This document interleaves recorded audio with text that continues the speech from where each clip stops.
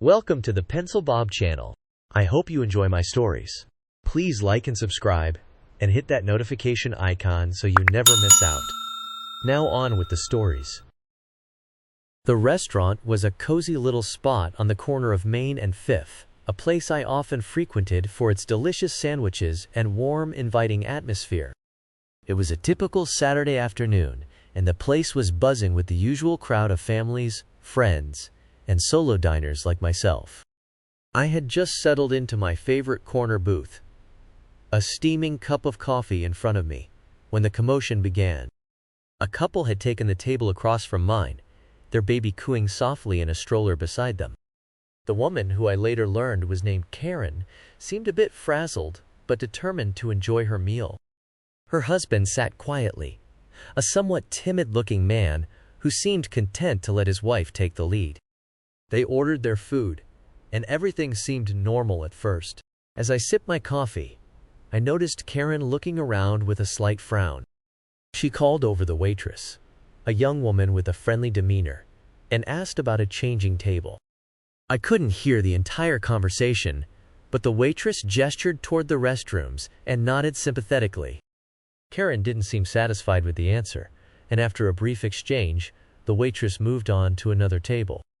I returned to my book, thinking nothing more of it, until I caught movement out of the corner of my eye. To my surprise, Karen had laid her baby on the dining table and was in the process of changing the diaper. I glanced around, noticing a few other diners exchanging looks of disbelief. It wasn't something you saw every day, and it was certainly against the restaurant's usual decorum. The waitress returned to the table, her expression a mix of confusion and discomfort, as if she were trying to balance professionalism with the awkwardness of the situation. Her footsteps were hesitant, and she took a deep breath before addressing Karen, clearly aware that this was not going to be an easy conversation. "Ma'am," she began, her voice polite but firm, carefully choosing her words to maintain a respectful tone. "I'm really sorry," she continued, her eyes briefly flicking to the baby on the table, and then back to Karen.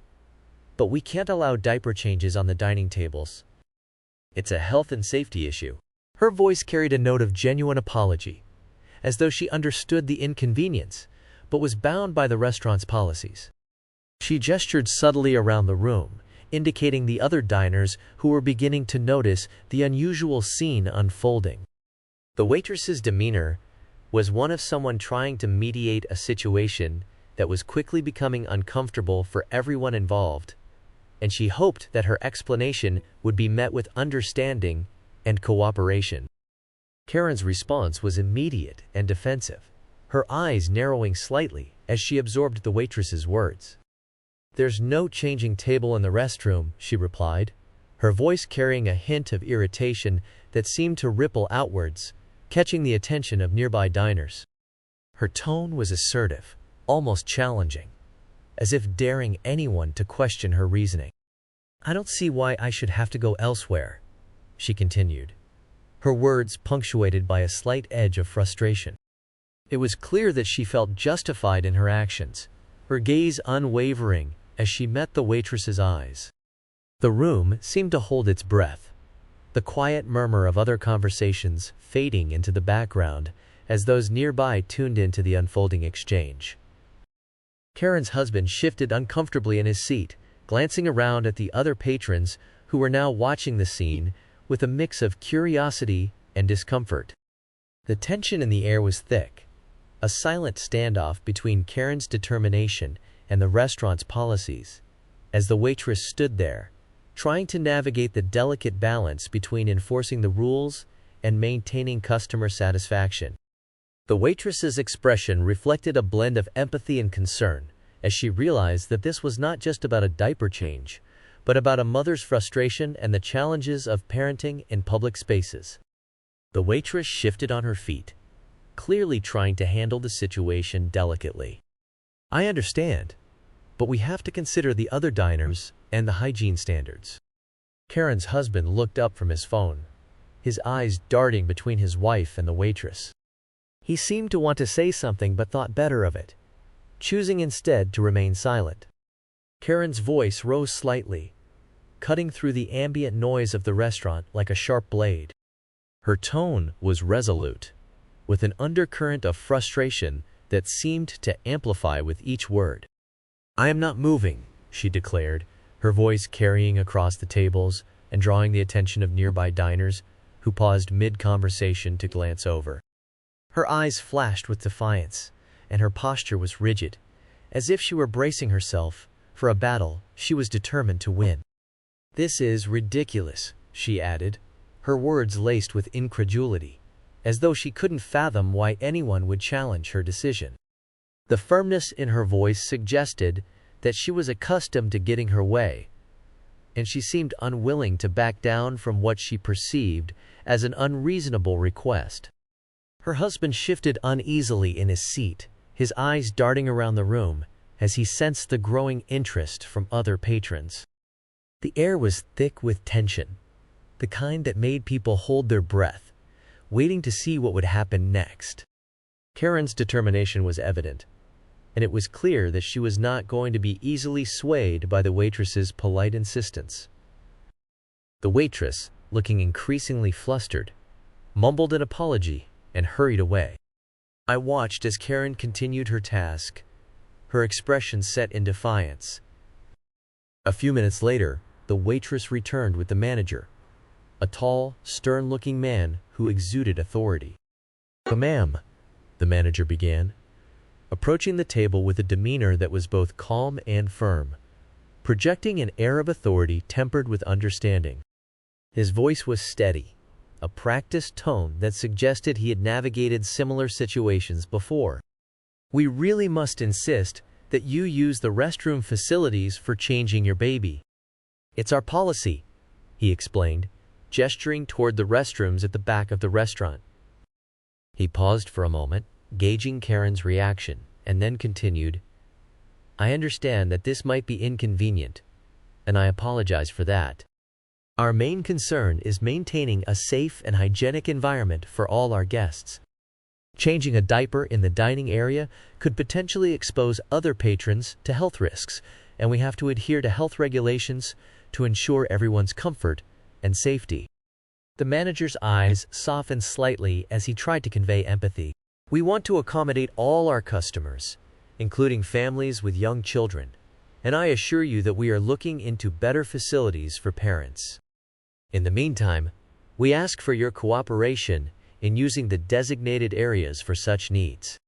He offered a small, conciliatory smile, hoping to diffuse the tension. "If there's anything else we can do to make your visit more comfortable, please let us know. Our goal is to provide a pleasant dining experience for everyone, and we appreciate your understanding in this matter." The manager's explanation was thorough, his words carefully chosen to convey both the necessity of the policy and a genuine desire to assist. Despite the firmness of his stance, he clearly aimed to resolve the situation amicably, hoping that a clear explanation might encourage Karen to comply without further conflict. Karen's cheeks flushed with anger. "Your policy is inconvenient for parents," she retorted. "If you don't have the facilities, then you should accommodate us however we need." The manager sighed, clearly trying to maintain his patience. "If you refuse to comply, I'm afraid I'll have to ask you to leave." The tension in the room was perceptible, and I could see other diners watching with a mix of curiosity and discomfort. Karen stood up, her voice echoing across the restaurant. "This is outrageous. You can't treat customers like this." The manager remained calm, but his eyes were steely. "Please, ma'am, either take your baby to the restroom or leave the premises." The situation was escalating quickly, and I could feel the collective unease in the room. Karen's husband looked mortified, his face a mask of shock and embarrassment. He reached for the baby, trying to defuse the situation, but Karen was too far gone. Without warning, she swung her fist, connecting with the manager's jaw. The restaurant fell silent, all eyes on the unfolding drama. The manager staggered back, holding his jaw, while the waitress rushed to his side. "Call the police," he instructed, his voice strained but controlled. I sat there, stunned by what I had just witnessed. The other diners were whispering among themselves, some pulling out their phones to record the incident. Karen stood there defiantly, her chest heaving with anger, as the reality of her actions began to sink in. The police arrived swiftly, and the situation took on an even more serious tone. I watched as the officers approached, their expressions a mix of professionalism and disbelief. The manager explained everything, his voice calm despite the situation. "Ma'am, we need you to come with us," one of the officers said, his tone firm but not unkind. Karen protested, insisting that she had been provoked, but it was no use. They led her out of the restaurant, her husband's apologetic murmurs trailing behind them. He stayed behind with their baby, his expression one of resignation and sadness. As the officers escorted Karen out, I couldn't help but feel a mix of emotions. It was a shocking turn of events, something I never expected to witness during a simple lunch outing. The other diners slowly returned to their meals, the buzz of conversation gradually resuming as the initial shock wore off. Karen's husband, looking utterly defeated, approached the manager and waitress with slow, hesitant steps, as if each movement required immense effort. His shoulders were slumped, and he seemed to carry the weight of the situation heavily upon him. When he finally spoke, his voice was barely above a whisper, conveying a deep sense of regret and embarrassment. "I'm so sorry for all of this," he said, his eyes downcast, unable to meet their gaze. "I never wanted any of this to happen.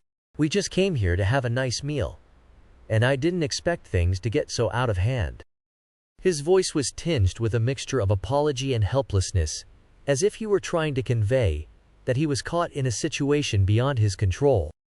The manager, still rubbing his jaw where Karen's punch had landed, nodded sympathetically, his expression softening despite the pain. "It's all right, sir. We understand," he replied, his tone calm and reassuring. "These things happen, and we know it can be difficult." He paused, choosing his words carefully to ensure that he communicated understanding without judgment. "We appreciate you coming over to talk to us. It means a lot that you're willing to acknowledge the situation." The waitress, standing beside the manager, offered a small, empathetic smile. "Really, it's okay," she added, her voice gentle and understanding. "We know that sometimes things don't go as planned, and we appreciate your apology." Her words were meant to convey that they held no ill will toward him, recognizing the complexity of the situation and the husband's sincere attempt to make amends.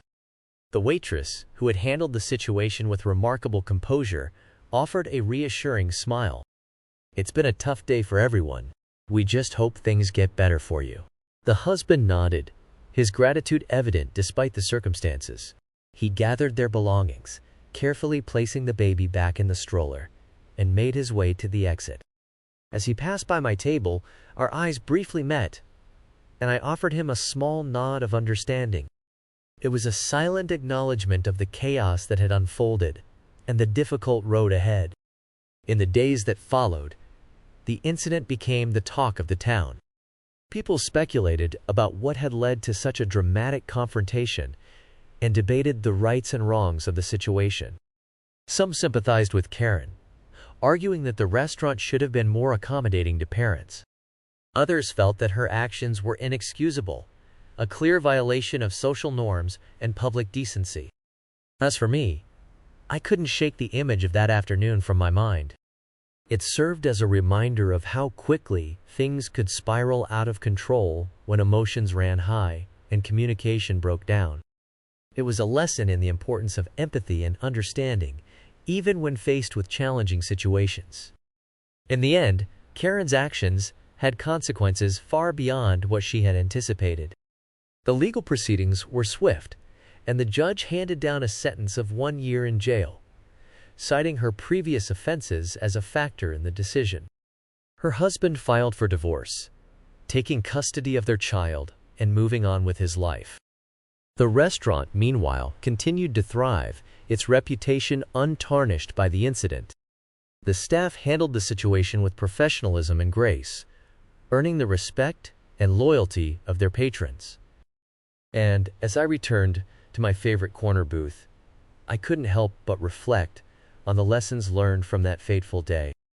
In a world where misunderstandings and conflicts are inevitable, it's crucial to approach each situation with patience and an open mind. Sometimes, the best course of action is to step back, take a deep breath, and remember that we're all just trying to navigate the complexities of life in our own way.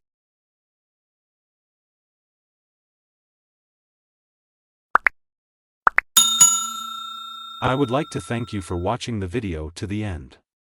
To encourage us to make more videos, please like, subscribe, comment, as well as share.